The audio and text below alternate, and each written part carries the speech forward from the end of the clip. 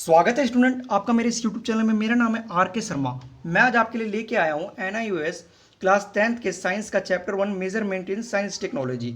इससे पहले अगर आप इस चैनल पर नए हैं तो इस चैनल को सब्सक्राइब करें, क्योंकि हमारा चैनल NIOS से जुड़ी सभी अपडेट्स लेके आता रहता है। और जैसा कि आपने ऐड में पहले ही देख लिया था कि हमारा चैनल NIOS की फ्री कोचिंग क्लासेस करवाने जा रहा है, वो भी फ्री में। उसके लिए आपको एक भी पैसा नहीं देना पड़ेगा। आपको फ्री नोट्स भी प्रोवाइड करवाए जाएंगे। नोट्स आपको कहाँ मिलेंगे?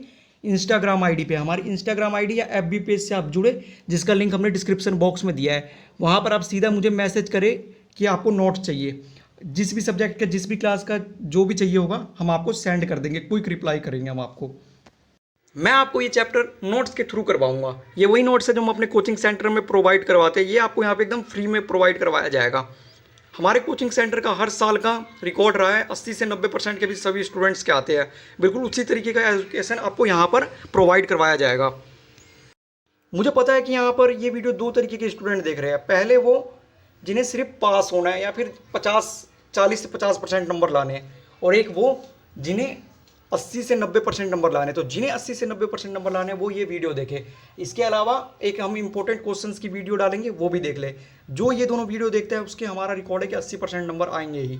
इसके अलावा जिन्हें सिर्फ पास होना है, जिन्हें मतलब फॉर्मेलिटी बस करनी है, वो हमारे इंपॉर्टेंट क्वेश्चंस वाली वीडियो बस देख ले, उन्हीं से वो पास हो जाएंगे। तो चलिए वीडियो शुरू करते हैं। हमारे चैप्टर का नाम है मेजरमेंट इन साइंस टेक्नोलॉजी, यानी विज्ञान प्रौद्योगिकी में मापन। विज्ञान प्रौद्योगिकी तो आप जानते ही हैं, मापन का अध्ययन हमें इस चैप्टर में करना है। मैं आपको ये चैप्टर, सबसे पहला टॉपिक है व्हाट इज मेजरमेंट, मापन क्या होता है।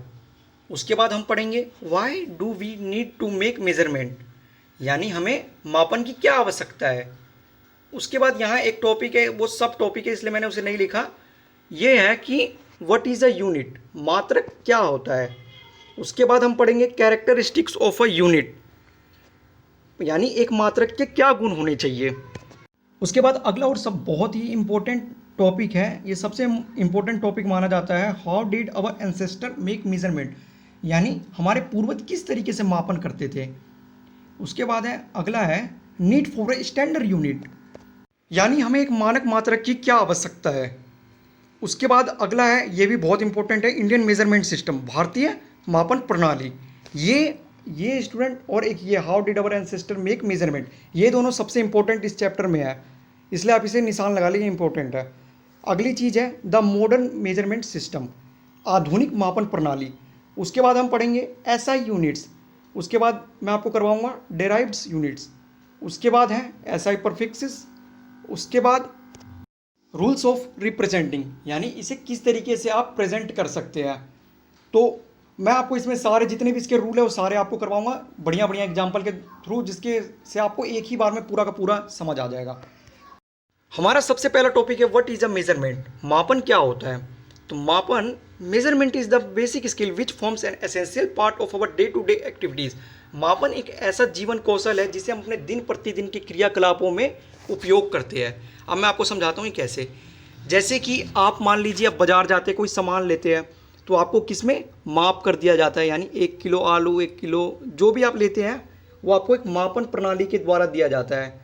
और इसके अलावा आप किसी दर्जी के पास जाते हैं तो वो भी आपको कपड़े जो बनाता है वो भी आपके माप के द्वारा ही बनाया जाता है। इस प्रकार हम कह सकते हैं कि मापन एक ऐसा जीवन कौशल है जिसको हम अपने दिन प्रतिदिन के क्रियाकलापों में उपयोग करते हैं। ये पहला कंसेप्ट क्लियर हुआ।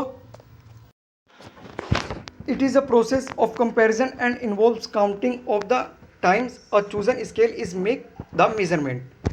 यह तुलना की एक प्रक्रिया है और यह दर्शाता है कि किसी भी चीज़ को नापने के लिए किसी पैमाने का कितनी बार प्रयोग हुआ है, ये वो बताता है।